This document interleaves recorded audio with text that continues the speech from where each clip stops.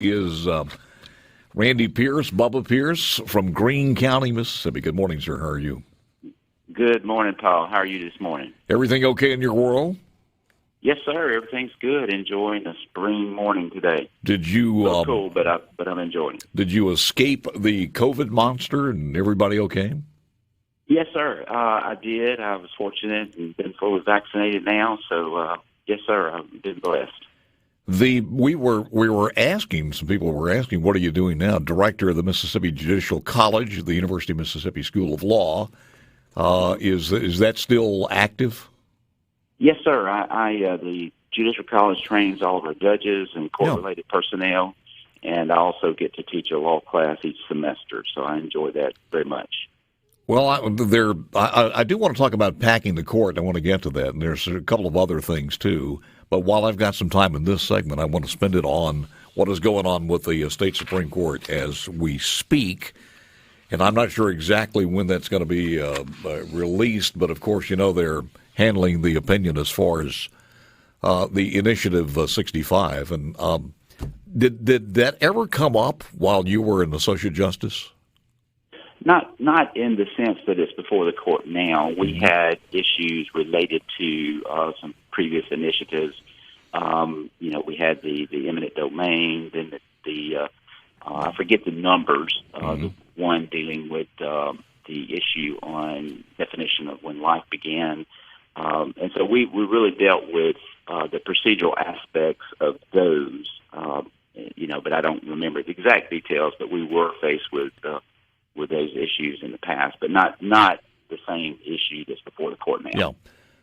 Kind of take us inside the state Supreme Court right now. What is going on, let's say, when they come back to work this morning in preparation to give that opinion? Do you meet together? Do you talk together? Who writes the report, and et cetera, et cetera? When I was there, and I'm sure it's the same now, a justice has already been assigned that particular case, and she or he and staff have been working on it. And prior to the oral argument, there would have been a memo circulated. And then the justices have read the memo and have oftentimes researched it themselves or clerk, and then that prepares them for oral argument. After oral argument occurs, then the justices would normally, in a case like that, would most likely in-bank, which means meet all nine together, just to give some impressions based on oral argument. And then from there, the writing justice will then convert that memo to an opinion, circulate it, and the judges or justices will then vote. And depending on how the votes occur, let's say that 5 vote with the writing justice and 4 do not, one of those 4 dissenters or more could write a dissenting opinion, and those would circulate together, and then you would vote, and then, of course, the opinions would hand down. So in a case like this, understanding the importance of it, they were moving, I can assure you, as quickly as they can, but also being as thorough as they can. And they say they're going to do that because of the immediacy of this, and I can understand that because if the program's got to go on, there's a lot of work to do. I am interested in this, though, from your point of view, being there and just as an analysis basis. What are your thoughts that if they should do this and say that the plaintiff is correct, the initiative process is in error, it's outdated, what do you think happens to the previous initiatives that have passed? Well, again, that's a question that our court and any court that's staying in its lane won't address until an actual live justiciable issue is before the court, which means that unless somebody challenges some previously approved initiative, then you won't see that before the court, and the court's going to rule very narrowly only on the issue before it. Now, if somebody does challenge something previously that has been approved through the initiative process post the going from 5 congressional districts to 4, then the state presumably would defend against that, and then would raise various defenses, including that their timeliness and so forth. What I'm hearing you say, and correct me if I'm wrong here, and again, it's Randy Pierce, Bubba Pierce, who is a former Associate Justice of the State Supreme Court. You're saying that they could rule, if they did happen to rule, that it was in error that would negate the last initiative, but it has nothing to do with the previous ones past that, unless somebody contested it. That's right. My anticipation is there would be the opinion would not even mention any previous initiatives, and anytime you have a lawsuit, you've got certain statutes of limitations, you've got timeliness. If somebody files a lawsuit against somebody, you have affirmative defenses, and if you don't raise those, you waive them. And so there are all types of questions that could be raised in other words, when those other initiatives were brought up, the court could say, and a future court could say, well, you waited too long. That should have been already addressed, and so we're not going to revisit those.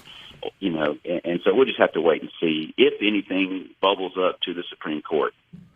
And I'm not sure about this, is this one appealable to a higher court? Is that a possibility to the U.S. Supreme Court?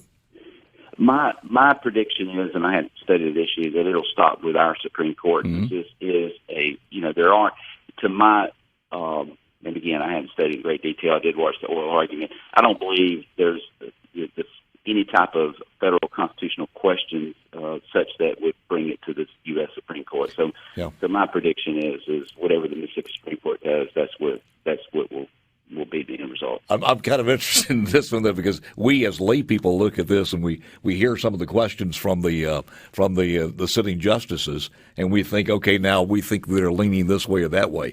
Someone who's been there, you heard the oral arguments. Can we take those little hints and references and inferences and just negate them because it really doesn't matter the questions they ask?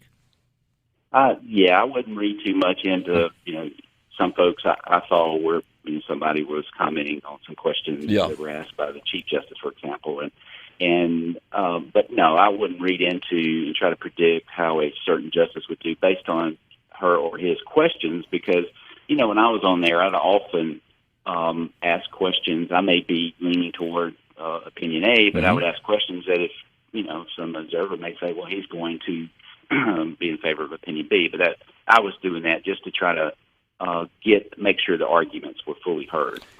Yeah, you left. What I think you retired in 2016.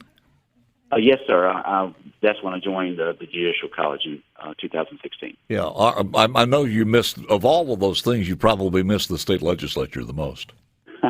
I used to be there, and I love the institution of the legislature, and I do miss it. And I think I spend a little time down there during the session each year. And I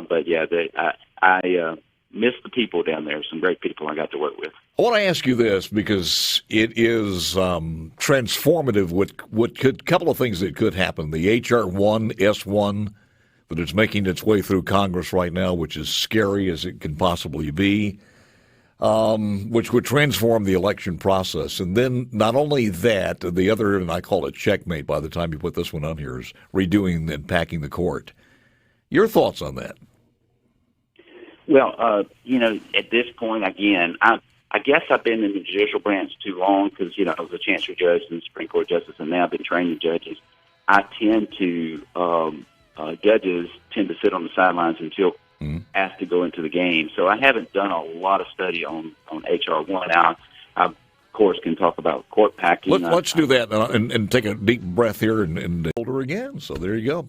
Let me get back to our visit with Randy Bubba Pierce, director of the Mississippi Judicial College, author. We'll talk about that and see where he is on those. But let's spend a little more time on what's happening and your thoughts of where we're going to go on this one and what would happen. What would the consequences of a packed court be? When you look at the history, and I would refer your listeners, there's a couple sources where this topic was fairly recently discussed. One, Ilya Shapiro with Cato Institute was on Matt Lewis's podcast, and he'd written a book called Supreme Disorder, and that was, of course, in September of 2020, September 25.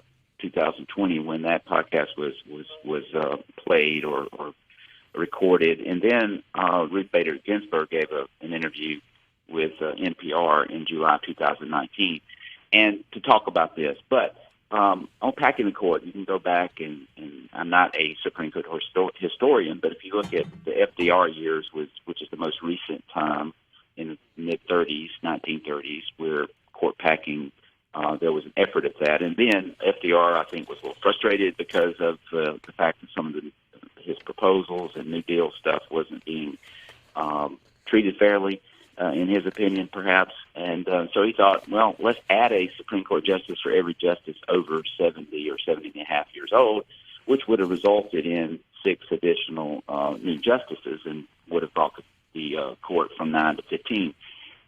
That was not a popular proposal. His own vice president, as Mr. Shapiro points out, was opposed to it. And so it didn't even get voted on. And, of course, Ruth Bader Ginsburg famously, in her 2019 interview, she was opposed to it as well. And I think the greatest, from just an analytical perspective, the greatest threat, to me at least, is whether it matter if it's a Republican or Democrat, anytime you see partisan politics get involved in the judicial branch, it makes me nervous. And so I don't think that you'll see this happen. But you know, politics is politics. Yeah. There is no number in the U.S. Constitution. Congress does determine the number of justices, but I don't think this one is going to be able to get past the conversation. But we'll see. Well, and there's no going back. I mean, I can't see if you would go up to 13 if somewhere in the future another legislative body would knock that back down to 9. So once you're locked in, you're locked in. It's it's been tried before. I think it was, and again, some of those historians out there can correct me if I get off track a little bit. But I think that in the Andrew Johnson years, post-Civil War, and prior to us landing on 9 justices, I think there was an effort to decrease the number of justices. Yeah. But we've had 9 since 1869. And again, you look at some rulings of the Supreme Court. If you take, for example, and Justice Ginsburg pointed this out in her interview, if you take the Bush versus Gore situation, and Paul, you remember all of that and how that landed the dangling in the U.S. Supreme Court. Yeah. And then when the U.S. Supreme Court ruled, there were a lot of mad people, but you didn't see people trying to overthrow the government. The people accepted the ruling of our courts, and that's so important for our country, is for us to have, number one, an independent judiciary, and number two, be able for the opinions to be accepted and respected by the public. And to do that, I think you have to minimize political influences on the judiciary as much as possible. I got to ask you, when your colleagues get together, this sounds like something for one of the classes too, and to me it's most interesting. And it's almost sacrosanct that you don't want to mention this. You almost have to whisper it. Is there a better way with how we have evolved as a nation? Things that the founding fathers and they were unbelievable, but there are things that they never thought would have happened in this country. Do you folks ever talk about maybe if there were a constitutional convention or something? Is there a better way to do this as far as the state Supreme Court? We were talking about it over the weekend, and I thought, maybe if it was more even, and instead of the president having the nomination, one goes to the Republican side, one goes to the Democrat side, and they switch whichever person retires. But has there ever been another format that you guys have talked about and said maybe this would work better in our day and time? Well, if you're talking about the state Supreme Court, I'm talking about the United States Supreme Court.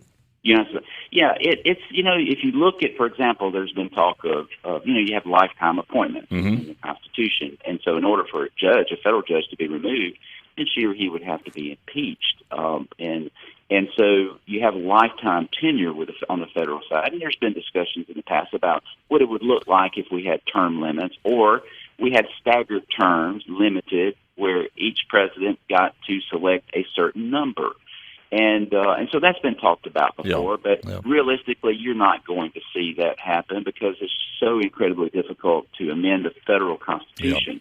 And so that's just an academic discussion, but if you were going to have one, I think you would probably have one along those lines.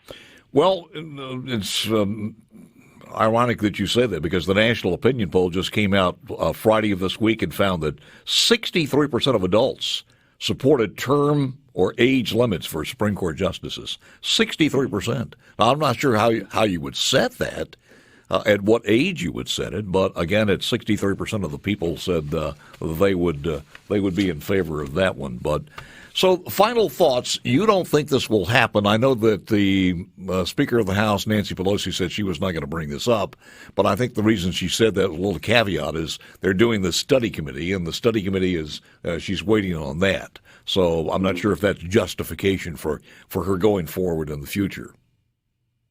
Yeah, and I think, nine's a good number. I'm a little biased. I think 9 Mississippi Supreme Court justices, having served there, works well. Mm-hmm. You've got that fifth or that odd number, so it allows you to have that tiebreaker. Plus, the thing about courts, and the thing I like about our judicial system today is its consistency. If you look at the federal system, you've had 9 justices since 1869, and I think and people are used to that. In partisan politics, that's legislative and executive branch stuff, but we need to, in my opinion at least, for the judicial branch of government, we need to minimize the partisanship so we don't undermine the institution of the judiciary. Give you a chance that you've got this statewide venue here to just mention it. Anything in the state legislature as far as judicial rulings or laws or anything that you are glad that they passed? I know we're talking about youth courts. We were talking about prison reform, all of that. Anything on your mind? Well, my friends and some former colleagues still there in the legislature have tough jobs to do, and they take a lot of criticism, sometimes unwarranted, but they do a lot of good things too. We've got one bill that came out of Senator Wiggins' committee, as well as Representative Cockerham's committee in the House, is going to study some issues related to family law. So I like the fact that sometimes the legislature will reach out to people like us at the Judicial College and other experts across the state, take a topic, put a commission together, and let's see if we can do things better. Yeah. And just to throw out an example, the age of majority. Should it remain 21? Should it come down to 18? And those types of things. And so they will put groups together from time to time to study that, to make sure that we don't react too fast and change a law too fast without considering all the potential repercussions.